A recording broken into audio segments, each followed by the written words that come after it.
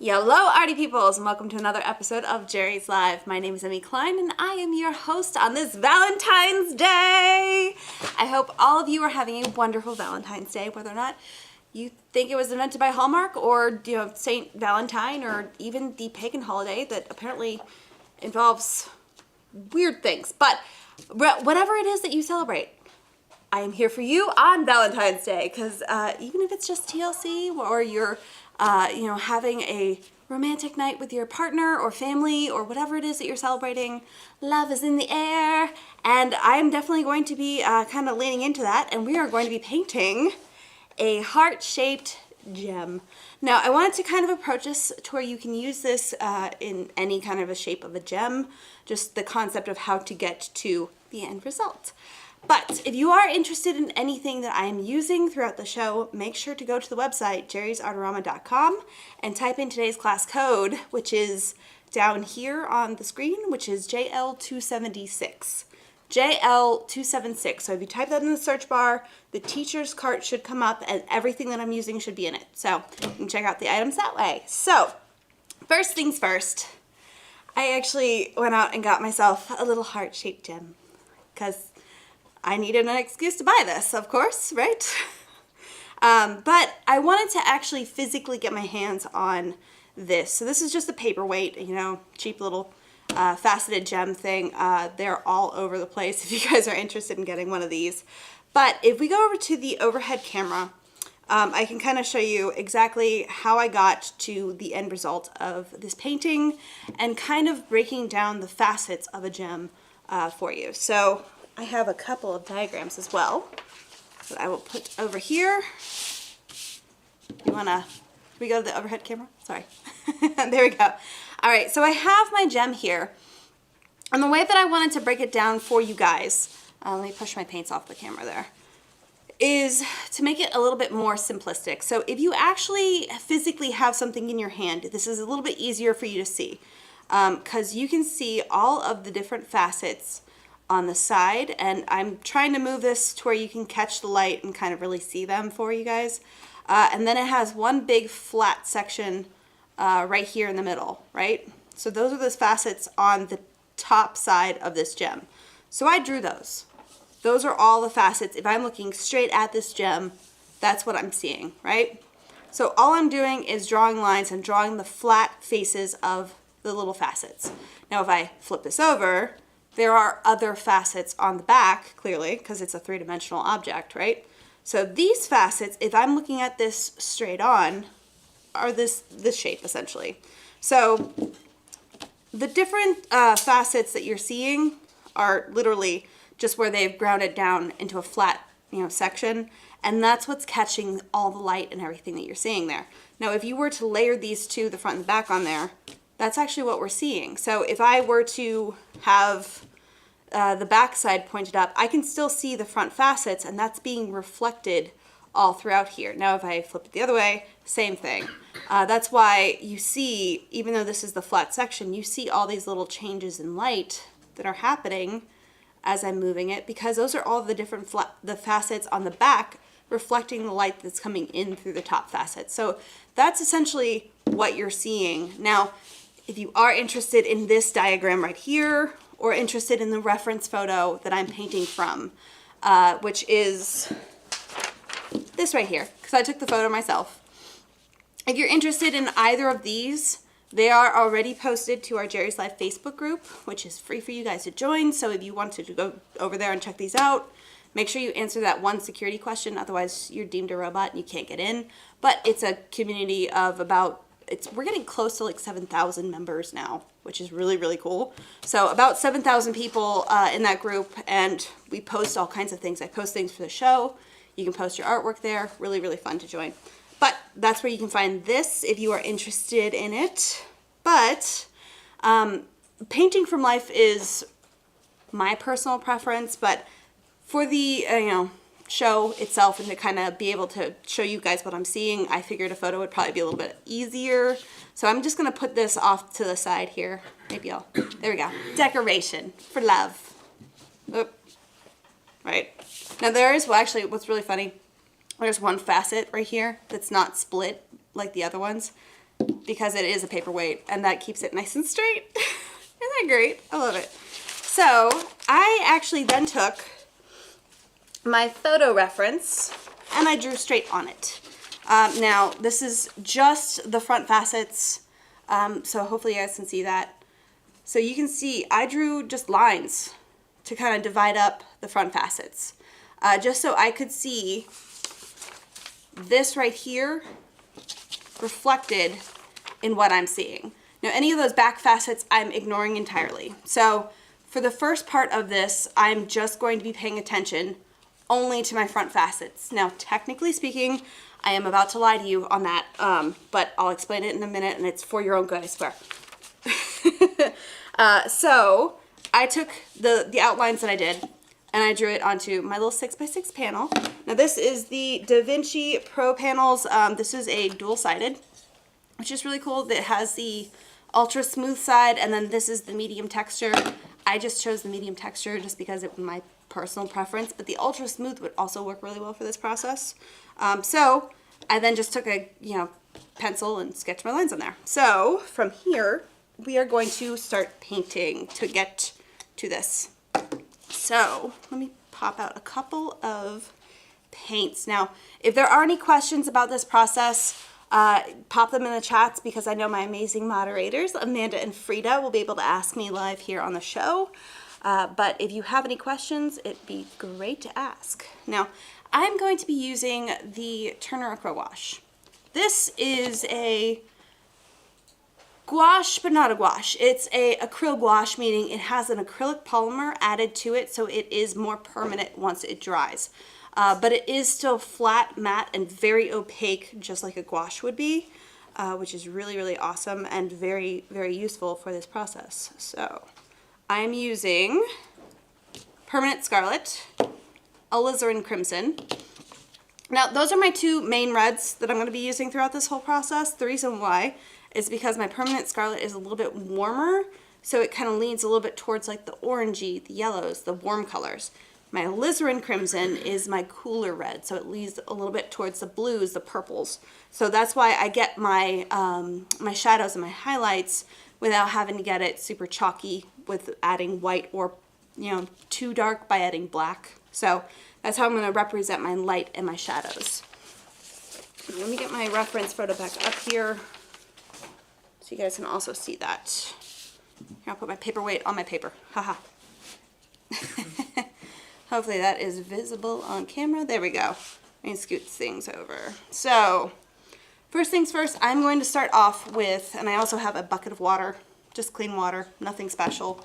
I'm going to start off with a big wash on the whole thing of the Permanent Scarlet. Now, the Turner Acryl Gouache is a more concentrated paint, so you do want to add some water to it just to kind of get it a little bit more fluid.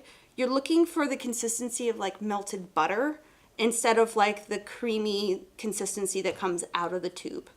So that's by adding water. It's so concentrated, it's insane. But I want to completely fill in this heart shape. Right now, concentrating as I try to fill in these lines. If you get it outside the lines, it's okay. It's not gonna hurt anything. But I am just trying to more or less fill in the line.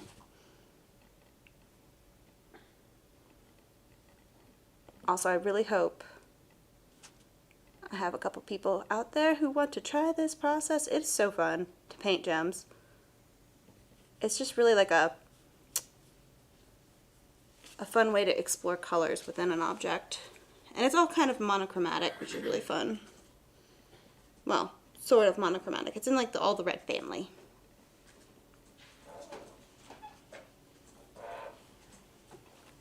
Right, so because I'm doing such a thin layer, my lines are still visible. So you can still see them. Hopefully that'll focus. There we go. So you can still see my lines through there. Now, if I were to add a little less water to this, it would be a little bit more opaque. It's still usually quite visible through there. You don't want to completely obliterate those pencil lines. I'm going to actually flip this over. If you need to rotate your artwork to get a better angle at painting, please do so. Alright, so heart, right? We're done. Have a good night. Just kidding. So that is just your base layer. That's just to knock down all of the white, just to give us something really good to paint on top of, right? I'm gonna kind of knock off the paint on my brush here. Don't want to destroy my brush in the process. And of course, I have an easy wiper to knock off the water on my brush. I'm just gonna leave that off to the side. Now I do have a couple other brushes. I have an angled, a 1/4 inch angle flat brush, and then I have my number 4 round. You can use whatever brush works best for you. If the round brush gives you that nice point that helps you control your paint better, use it.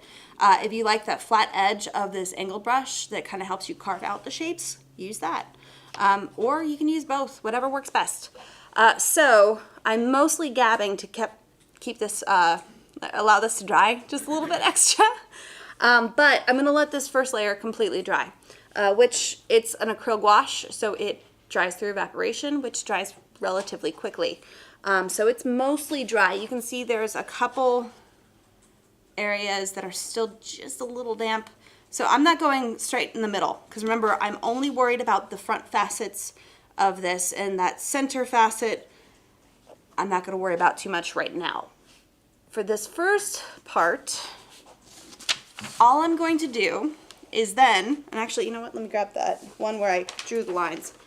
All I'm going to do is approach each facet individually. That's all I'm doing. Now, you can do this one of two ways. You can paint it one flat color, right? Just like, say, for instance, I'm painting this one right here. That one right there looks pretty dark. So I'm gonna use my darker red to completely fill it in. Nice and simple, right? Just all the same color, completely fill it in. So I'm using that flat edge of my brush just to kind of get up to that line and pull it away from the edge and kind of rotate it around and just apply my paint just to completely fill that one little facet, right? It's not perfectly filled in. I mean, I can still see there's a couple little streaky streaky areas in that little facet, but the cool thing with this paint is that because I have the red down as my base, that bright permanent scarlet, that will make sure that anything that I paint on top of, there's not going to be any like weird little white spots that I just like miss. If I miss a spot painting, it's still going to be red, so it's still going to make sense and it's not going to be a problem. So the other really cool thing about this is that if I let that fully dry, which it's mostly dry, there's still a little spot right there in the corner, I can go on top of that again and deepen that color again. The reason why I know that is because I've already painted this, right? So right here was all red, and then I did a layer of that, and it's a little bit lighter, and then I did more layers, and then you can see that one that I actually painted down there is really dark because I did several layers. So the more layers you add on of this darker red, the deeper it's going to become, and that's how you can get those subtle variations of the red tones, is just by altering your layers. Now that's only if you want to just completely paint it flat. Now in that one little facet, there's a little speck of like a lighter red. I can paint that in, and all I'm worried about is just that one little spot, just that one facet. I'm not worried about the rest of it, I'm just that one little chunk. So if I take my brighter red, I can pop that in. Is it perfect? No. No, it's not absolutely picture perfect. I'm not completely copying the photo verbatim, but I'm going to take that darker red and deepen that color around that little spot of light that kind of shines through. And that's how I'm saying that I was technically lying to you, because technically speaking, by painting in those subtle variations of the different colors that you can see in each individual little facet, you are technically painting the back facets at the same time.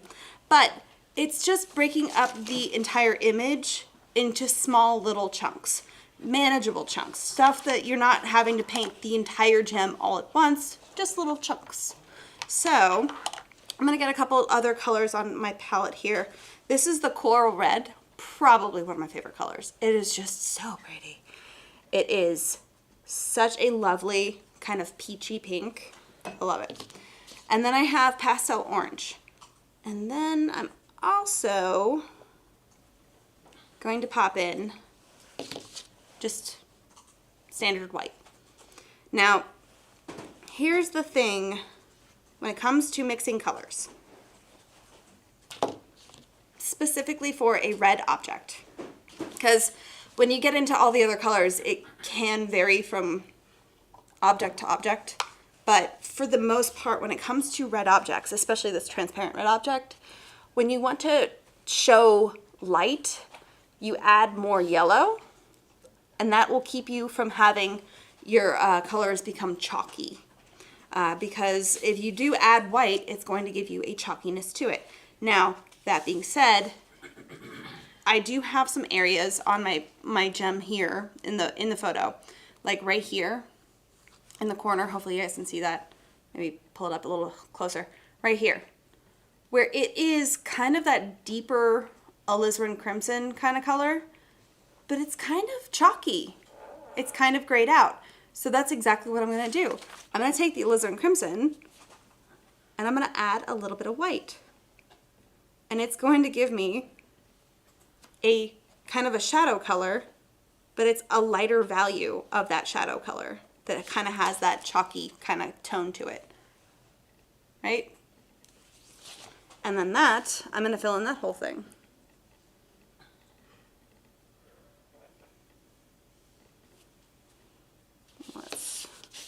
Now, I'm also not mixing up a ton of it on my palette. The reason why I do that, especially when I'm painting an object like this, is because I probably, the next time I paint or mix that color of paint, I probably won't mix it exactly the same. I'm not looking for it to be exactly the same color every time I mix it. If I mix it slightly darker the next time, or if I mix it slightly lighter the next time, I add a little bit more white than the alizarin crimson, I'll get a subtle variation to my color that I have in there that'll allow me to have more subtle colors in my whole gemstone. So that's why I'm not mixing up a ton of that one color all at once. You want to have kind of those little chunks of slightly different color. It'll make it look a little bit more naturalistic. Now I just added, oop, I almost dropped my paintbrush. I just added a little bit more white. Let me add a little bit more here because my paintbrush is about to dry and I need just a touch of water. So whenever I get water, I'm just touching my brush, just the bristles of my brush to the water and getting it wet, and then that's all I'm doing. That's the total amount of water that I'm adding.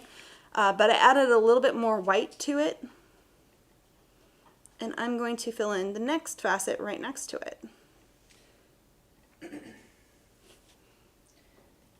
So, as you can see, hopefully, subtle variations to where you can understand that they're different sections, but they're really close in color.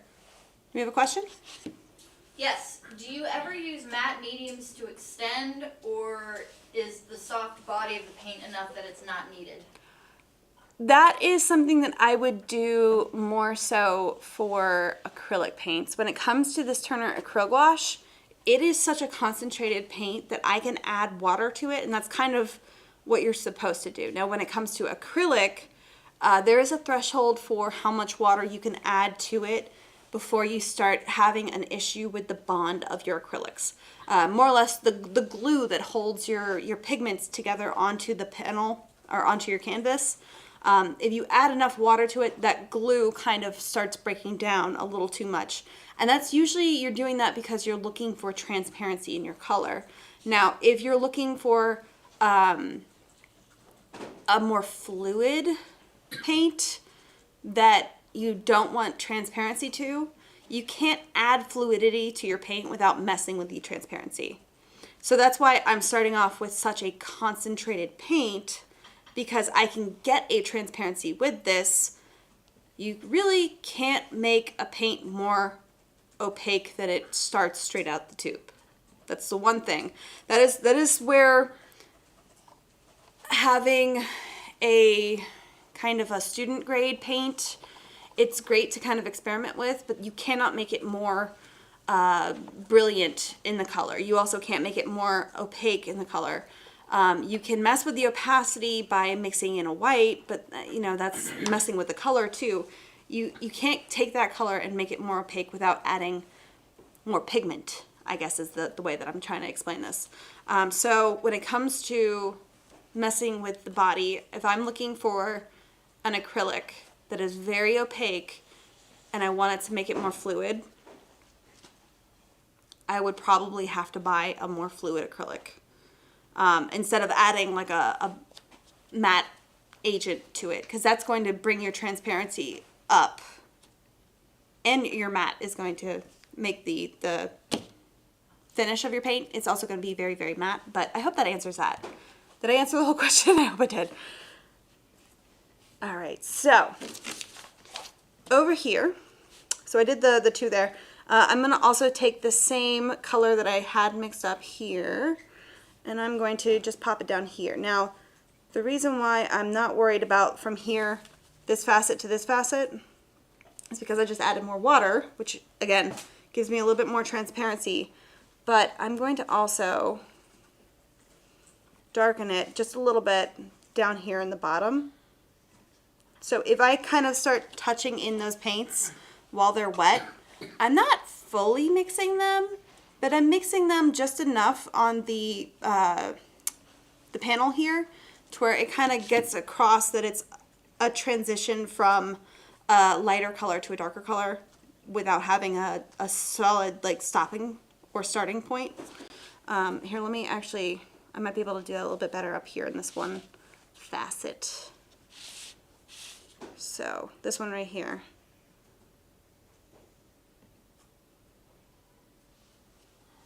Because it's really, really bright on this side of the facet, and then it gets darker, right? So if I get a little bit more of that alizarin crimson, less white. So I start heavier here, and my brush stroke, I'm kind of like feathering it off. So I start heavy, and I'm just kind of making my brush strokes lighter and lighter as I go across. So it's almost like I'm just barely touching the canvas with my brush, and that's how it almost appears that it transitions from one side to the other. Now, the one right above it, I believe, is all just one bright color. So I'm going to add more white to my paint again. A little bit more water.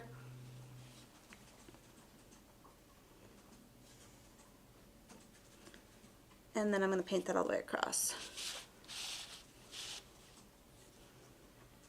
And again, I'm just kind of using the flat edge of my brush and that angle to my advantage. Right? Yeah. So, subtle differences, but if I decide that that's not different enough and I want it to be even brighter than the photo, I can do that. I can brighten this up because maybe the light's hitting it a little bit higher, a little bit darker. Now, right, something like that. Now you did see I probably went over that little area a little bit too much with a lighter color. I did kind of get into this facet just a little bit. Now, if that bothers you, you can paint right on top of this. Again, it is massively opaque. Like, it's so opaque that those lines of my pencil are more or less gone. after I get past this first wash layer, the opacity of this paint is so intense that my pencil lines are going to be completely obliterated. Like, you're not going to see them at all. Another question? Why did you choose such an opaque medium to paint something that is inherently translucent? Because even though the object is transparent, the colors that I want are not. Like, I mean, the colors, clearly, like, that's red. That is a solid red. I want something that has a massive pigment to it to where I can get this. Now, I'm just talking about, like, the transparency of these right here. You don't have to work with the transparency by adding the water in, but it's just a way of kind of feathering your color out, and then also getting that opacity will help you get the layers down that you need. I hope that makes sense. Now, if we go back to that overhead camera, I'll kind of talk about the other colors that I have on my palette here, because I have my bright permanent scarlet, I have my alizarin crimson, and so far I've used that white. I have the two other colors here, right? Now, when it comes to the highlights, I can take this permanent alizarin crimson and mix it in with the white to get this kind of more grayed out kind of. Let me actually pop this forward so the color is a little bit more obvious. I can add white and get this kind of grayed out kind of color, but if I take that coral and mix it in, I get a slightly different kind of red. Again, it's not one of those things that, like, you have to have every color that I'm showing you on my palette right here. This is more or less, I'm just trying to show you kind of how to achieve different tones of the colors that I want you to achieve to get the facets on here. So that's still kind of a, not grayed out, but it's still a dark, almost kind of purpley shadow color in the sense of compared to this bright red, right? So that's another subtle tone that I can then take and mix in with the facets over here just to give me a difference in color from one to the other. So, because they are technically in shadow, and if my light source is going to be, if I'm saying the lights that are hitting this are going to be that warmer, like yellowy red, then my shadows are going to be more of those purpley kind of tones. Now, when it comes to my bright highlights, I want to kind of go over that real quick. Clearly, you can see on here, I have two little spots on here that are like almost perfectly placed that are bright white. So here's why I have that. This is a really great example of why I have an opaque paint on my palette here, right? Touch of water. So it's not the first one, it's the second one. Sometimes I have to count the little triangles. That's, that's the easiest way I've been able to do this, is that there's a flat section here and there's 1, 2, 3, 4 triangles, unless you count this one down here, but 4 perfect little tiny triangles, and I've been like, it's the second one. All right, so if I take my perfect bright white, not anything else on my brush, I did clean it off really nice before I did this. Very clean. I'm going to take the edges of my brush. Again, if the round brush is easier for you to do this with, go for it. Because I'm not painting it perfectly. That's okay. Like, I got it a little bit in that one square up there. I can erase that with my opaque paint, you know? Bright white. And then I got this one right here.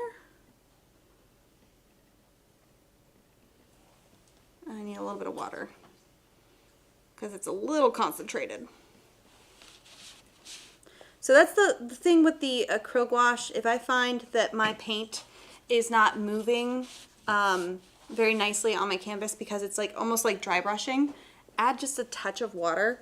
Like I said, it's so concentrated that you're not going to really be knocking down the transparency on it. but it's going to let it kind of move on the canvas just a little bit more for you.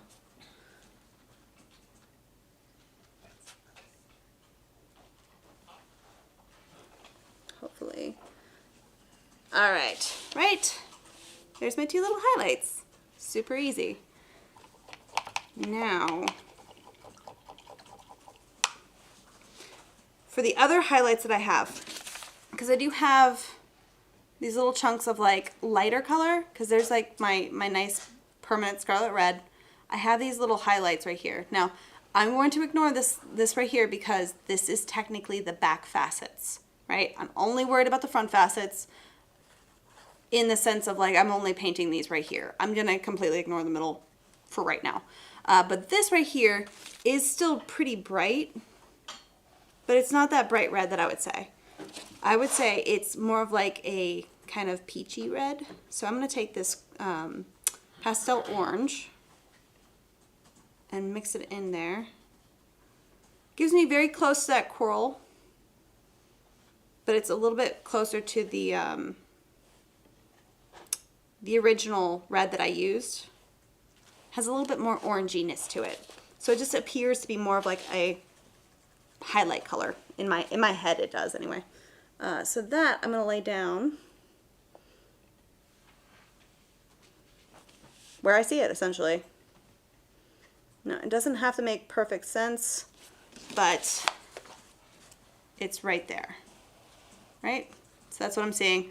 So that's the bright highlight color, but I have darker, that like darker kind of almost grayed out kind of alizarin crimson kind of color. I hope you guys can see that. Again, if you guys want this reference photo, it is available in our Jerry's Live group. You guys can absolutely pull it up. Now that, actually, you know what? I am going to switch to my round brush because I think this one would be a bit easier with that. I'm going to take just the alizarin crimson and touch it into that corner. Now, if you start losing your drawing a little bit, don't be afraid to draw it back in. Like, it's okay if you need to draw it back in.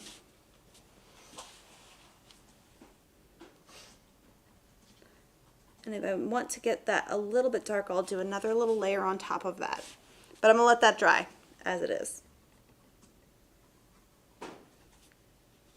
And then just in the corner there, there is just a little bit of the tiniest amount of highlight just in that one little corner. Actually, maybe we go to that side camera. That might be easier to see because it's hard to see here. Okay, let me pull that over. This one. Oh, and I just got, that's okay. I splattered it a little bit. This one right here. So there's just the tiniest little highlight in that corner. I am not going to worry about it right now. Again, this is an opaque paint. I can go back on top of it. That's the really great thing about this gouache is that I can go from dark to light to light to dark to dark to light to light to dark and back and forth until the cows come home, essentially. It's very beginner friendly, very forgiving.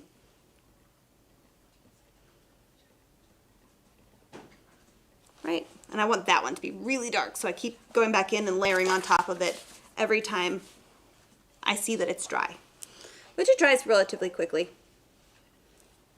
All right, so let me fill this one in. Now I'm going to try and fill this in relatively fast. I know probably going to run out of time before I can fill in all of these little facets here. But I wanted to do enough on camera here to show you how to get that subtle change in color. And that was a lot of water. A lot more water than I wanted. That's okay, I can let it dry and I can go on top of it again. But let's see, the one next to it is mostly that bright red. Just a little touch of that kind of lightness to it. Right, sort of here-ish. That matches this one, right? And then it has a dark corner. So what I'm talking about, so you guys can see, is right here. It's really bright red, and then in the bottom part of that corner, it gets darker. So that's what I'm talking about when I'm painting this I'm gonna leave that bright red there. And then I'm going to get it a little bit darker. Now, the way I'm gonna do that is I'm gonna mix my alizarin crimson in with my bright permanent scarlet, and that'll give me kind of a middle tone. Right? So that'll give me just a subtle darkness to it, which if I want to get it even darker, I can do that too.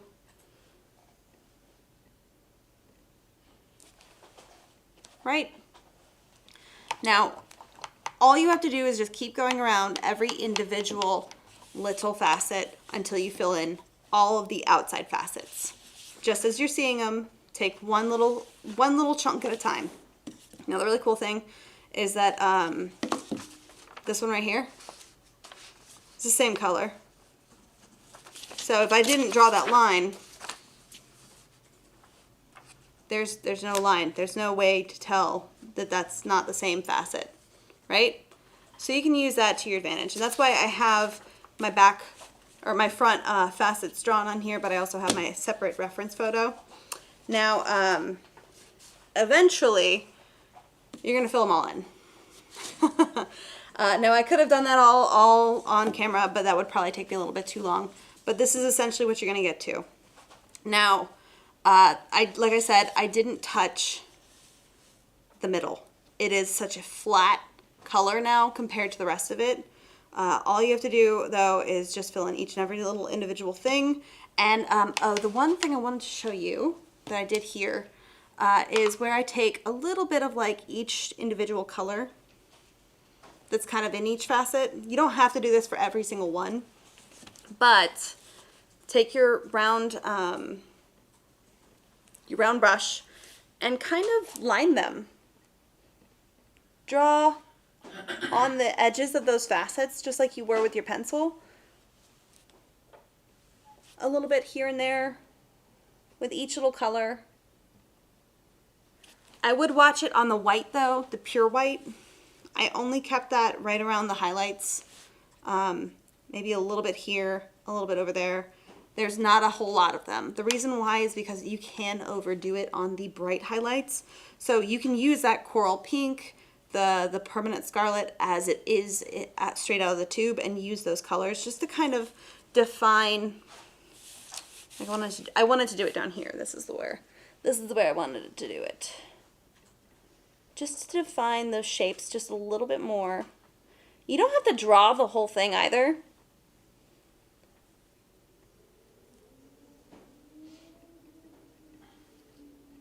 Something like that, right?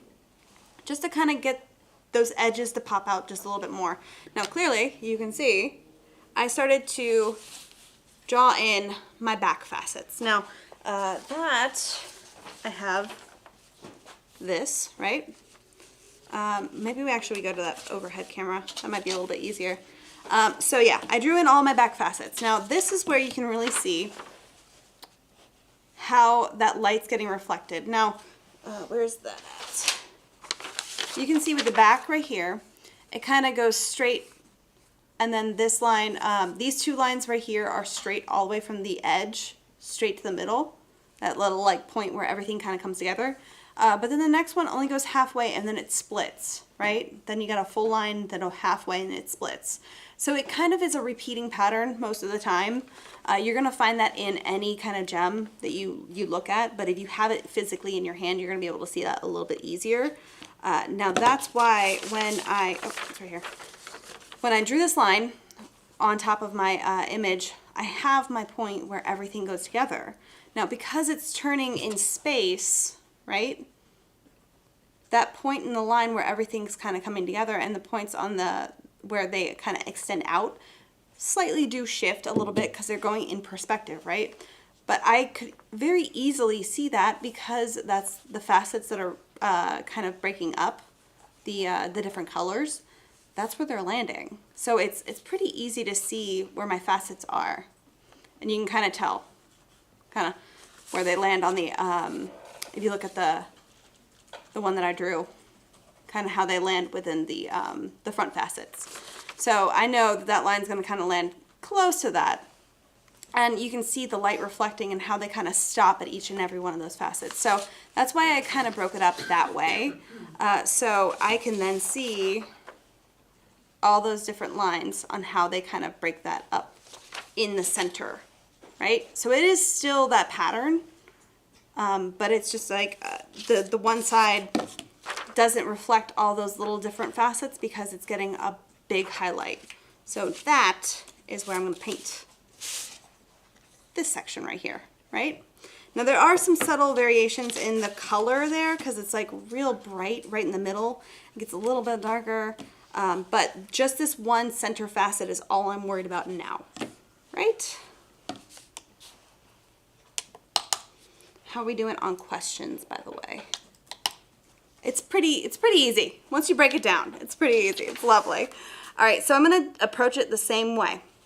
I'm gonna take my my dark alizarin crimson and I'm gonna start chunking in those darker areas. Now, because I already drew all of the little like highlights and everything, not just the facets, I pinpointed where those highlights are, I can kind of go around them and more or less deal with the facets kind of as one big chunk.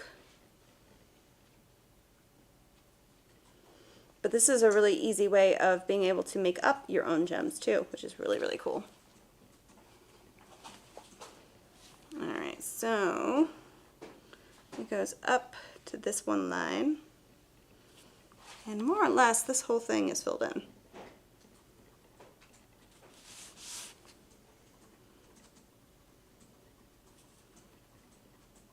Again, if I don't get all the way up to that edge, it's not going to matter because it's already red, right? Now, right here, I don't mind a little bit of that highlight showing either because it'll differentiate that front facet. Right. Now, this little triangle right here starts off dark, and it kind of goes to that bright red. So, I'm going to pop that in. And then I can take the bright permanent scarlet and kind of feather that back down. If I don't get it completely feathered the way that I want to, I can again paint right on top of this if I need to. I think I need to get the alizarin crimson off my brush though. And I need a little bit more water.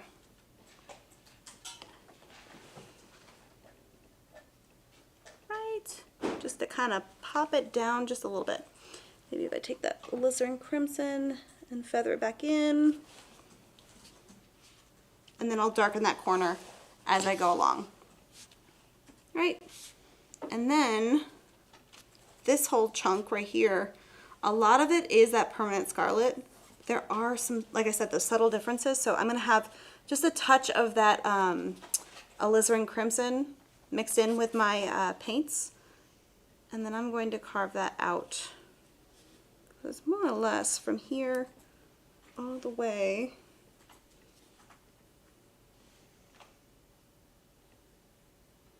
down there. So it's this whole chunk right here. Also, fun fact, this one I was painting earlier today, stuck my finger in it, and I actually ended up getting a big chunk of alizarin crimson right there. You can't see it because I painted over it. This is why I love this paint. It's so beginner friendly.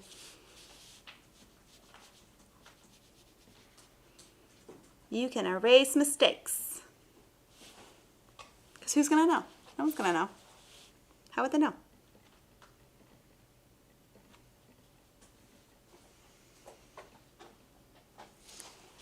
All right. Now, with that bright little area, because I did put my pencil marks into this area, I am going to have to go over them. If you don't draw over that big chunk that has like just essentially more or less one color, you will get a lot easier coverage without having to do that. But this paint is definitely going to cover it up no matter what.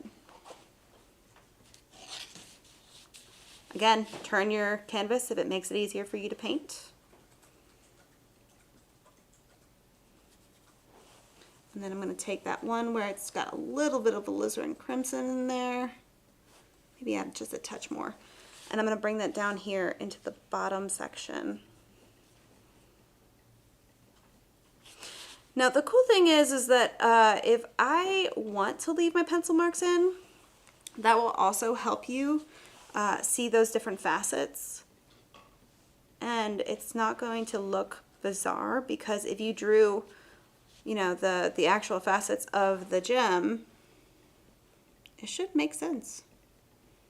And it's not going to be a bad thing if you leave them in.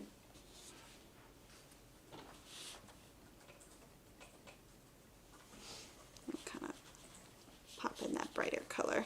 Now once that dries, my pencil lines are going to be pretty minimized right there, which makes it easier. I'm going to need a smaller brush.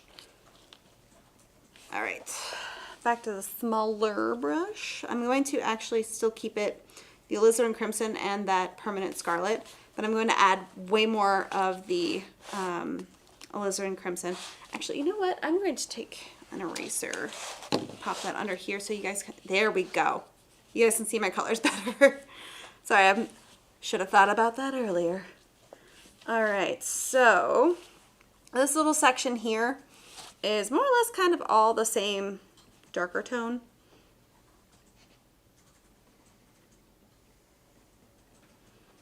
So I'm going to paint in that whole little chunk.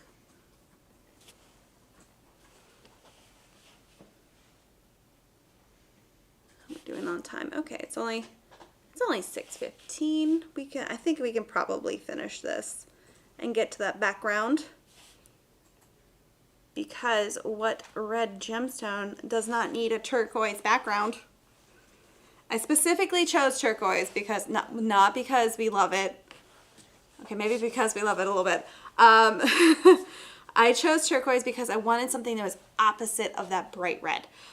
So it is kind of opposite on the color wheel is green, but because I have a bunch of that like reddish orangey color in there, I wanted kind of a more green blue. You don't have to make it turquoise, but turquoise makes me happy. Today is the day for happy, right? All right, so I am going to paint around these little highlights. If I paint over the highlights, it's okay. No one's going to know. Actually, you know what? I am going to paint over the highlights. How about that? I'll paint right over those little suckers, because I have opaque paint and I can paint on top of them again once that dry. All right, so if that's the case, then I can actually just do the whole thing. Instead of having to paint around all these little things, that's just so much easier. Why didn't I think about that earlier?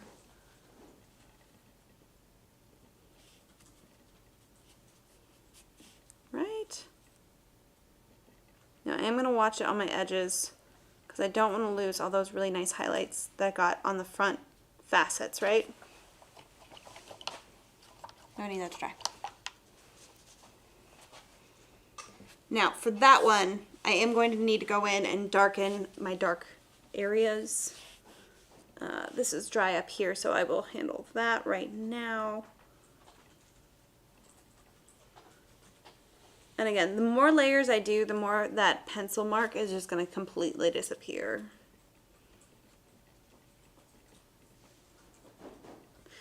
Maybe I can follow the little subtle lines and kind of make a differentiation between them. Because again, I don't have to follow my reference photo exactly. If I understand where those facets are, I can make it up. Make them look different just because I know where they land. Right. All right, let me chunk this in here. Oh, this is pretty dark.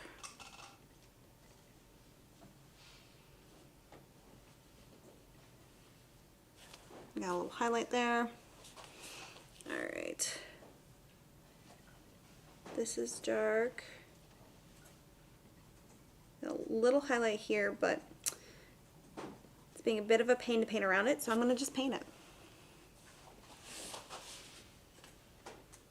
All right, so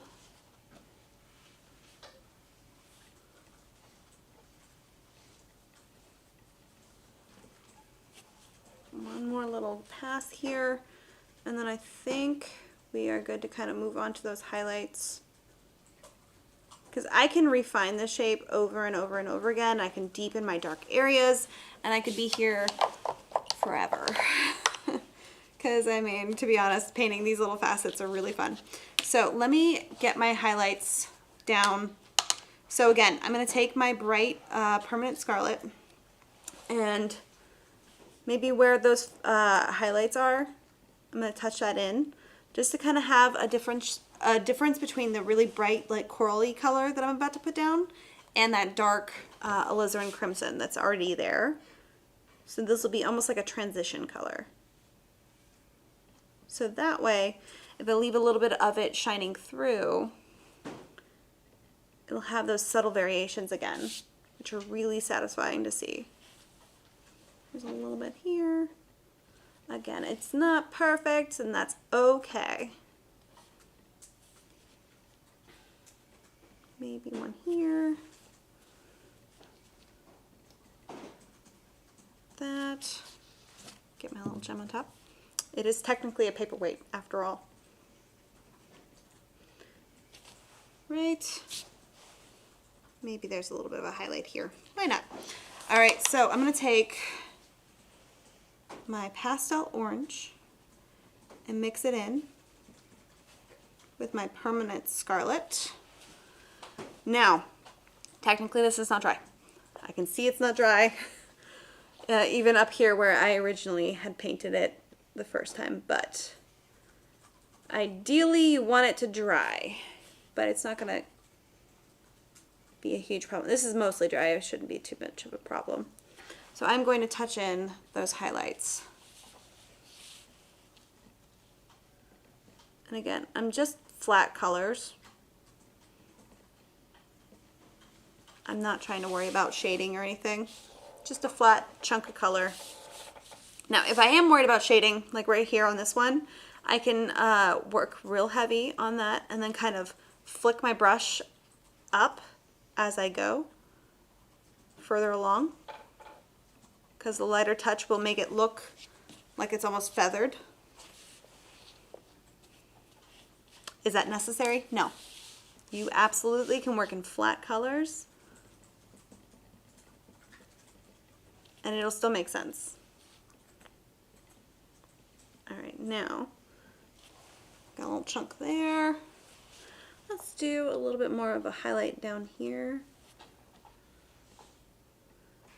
Then I got this guy, this one over here, and I think that's about all she wrote.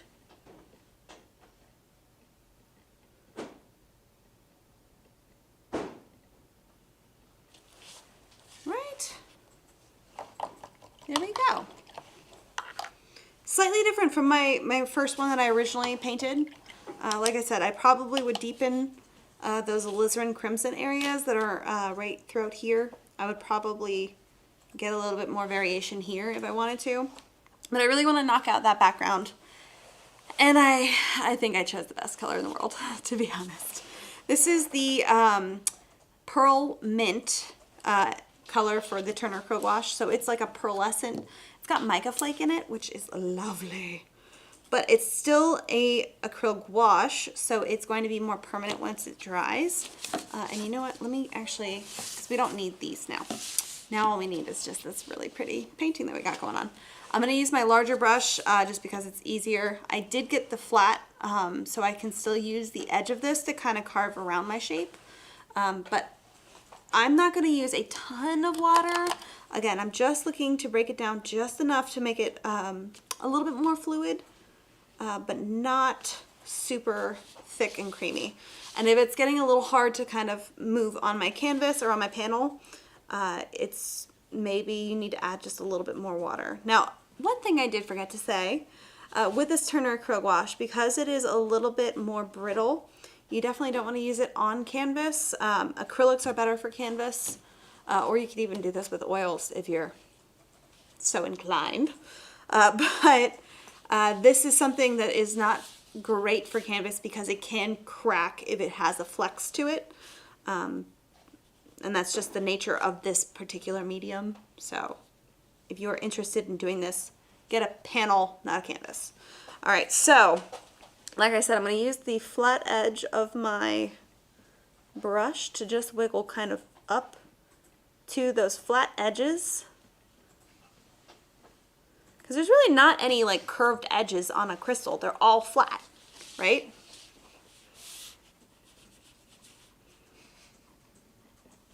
So I'm going to just get over here.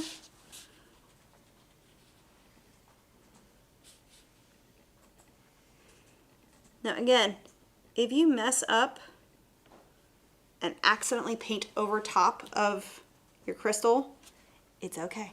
You can fix it. That red paint is incredibly opaque and you can fix it. One easy little swipe. Let the blue dry first. Well, the teal, the mint. It's mint. This is so pretty. Isn't this such a lovely color?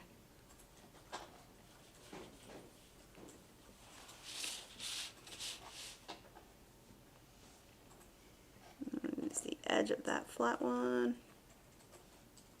Emmy, can you remind us if that's a linen or a cotton panel? This is neither linen or cotton. This is not a canvas panel. This is a Da Vinci Pro. So it is, here, I got one right here, a solid panel. I believe it's, what is the core of this? Is it MDF? It's Not MDF, but it's something similar to it. It's like a solid, like there's zero flex to this. Like it's not, it's also not coated in like a canvas panel is like a solid core with the canvas wrapped around it. This does not have anything wrapped around it. Like this is just a solid panel.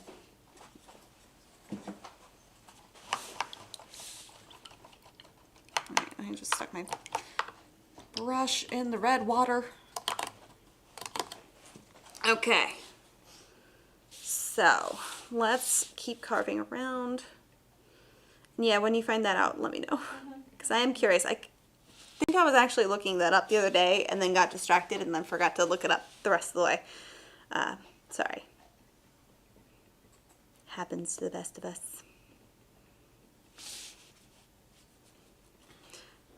This also, if you, the reason why I didn't do my background first before I painted my gem, if you don't make your gem edges really perfect, if you paint outside the lines, this is a way of kind of erasing it back out. It might take a couple more layers to really get the like red erased out from that pearlescent blue, but you can absolutely just get it right back out. Now, if your acrylics are transparent, that's one of those things that you might want an opaque kind of paint to do this with. So maybe you work with a more opaque paint.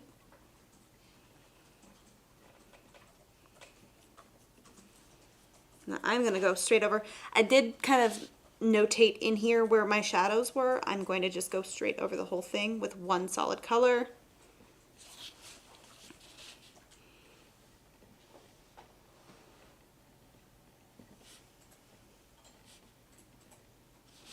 Now the facets over on this side are so close together that they almost appear like it's just turning in space.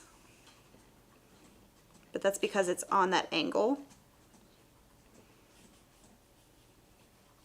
So I don't have to really pay attention to the straight edges of that.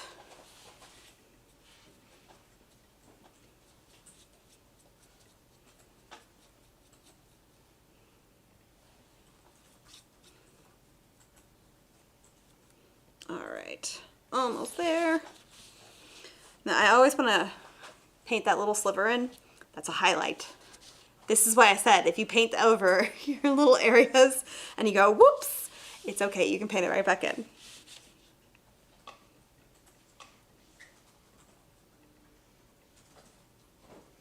Alright. So let's be honest, how many times have you painted over a highlight or something and gone, oh no? I do it almost in every painting.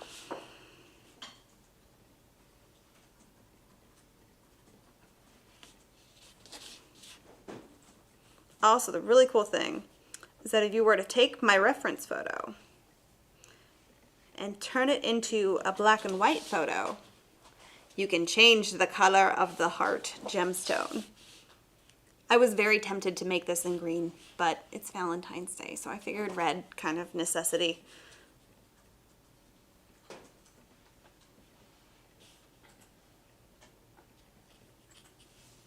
Right, okay, so all of the background is blocked in. I would probably go over that just a little bit more, just to kind of minimize those little streaky areas, just because I've added a little bit more water than I normally intend to. But it kind of helps me just to kind of block in that area back there and kind of knock it back. So I would do that, but I wanted to quickly show you how to deal with the shadows. So alizarin crimson, let me also, again, take my little eraser here so where I can pop that up and I don't have a weird glare on that palette here. So if I take alizarin crimson and mix it in with my pearlescent mint, I get like a purpley color, which is just amazing and pretty. So add just a touch of water. Now I have almost like a double shadow. Let me find my reference photo, right? So I have a shadow that kind of goes this way, and then I have another one that kind of goes this way. The reason why that happened is because I had two light sources that hit my gem at the same time. So if you only have one light source when you have this in front of you, you're only going to have one shadow. So that's why that happened. But do you have to paint in both? No, you really don't. I'm gonna, but that's just me. And it kind of almost goes into nothingness right there. So I'm just kind of just taking my brush and almost like getting a straight line just across the edge of my my gem there, just to hint at like it's sitting on the table casting a shadow down.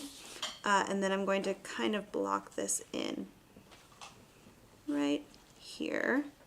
Again, all one color, right?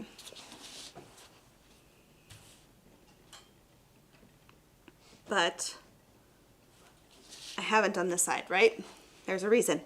Take a little bit more of that background color and mix it in just to kind of knock that purple down just a little bit more towards the background color. And that will get me a subtle variation in my shadows. So it appears, oh, I need a little bit more blue. I think I mixed it a little bit more than I intended to. So now it appears that my shadow is darker closer to my item, because that's just what shadows naturally do. As they get further away from the item, they get kind of lighter and kind of feather off almost. Now the really cool thing is because that double shadow, the front shadow is a little bit lighter. I now also have the color of my front shadow. And that, I'm going to kind of take my brush and flick right here where it gets a little bit lighter. And do essentially the same thing.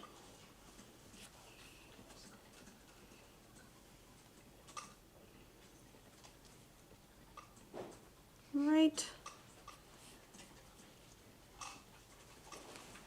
Because again, it would be darker down here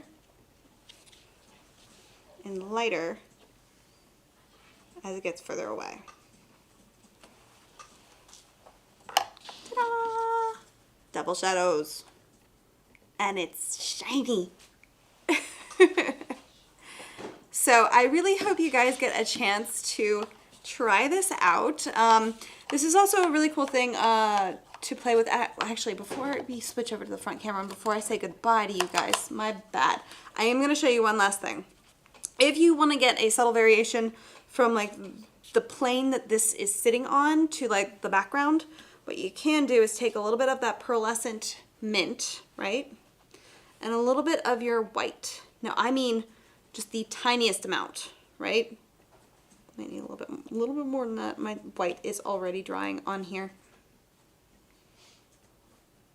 There we go. I don't want a ton. It's just going to lighten up that mint just a little bit. Now it does make it have almost like a chalkiness to it, and that's, again, the white is going to do that. But if you take this and kind of play around with the front side of this table, well, the surface that it's sitting on, really.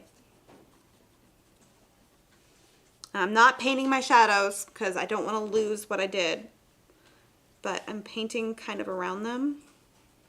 And then while I get up here, I'm going to make sure that that ends about the same. And about there is where I stopped it. Now, I'm not going to give it just a hard edge or a hard line. I'm going to get most of that off my brush, and I'm going to dry brush it up. And every time I go up higher, I'm lightly hitting my canvas a little bit more. So my hand is getting higher and higher as I go up. So it starts looking like it feathers off.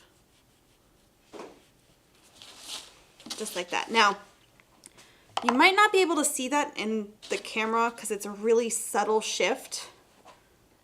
I don't know if you can. There we go. I think if I hold it that way.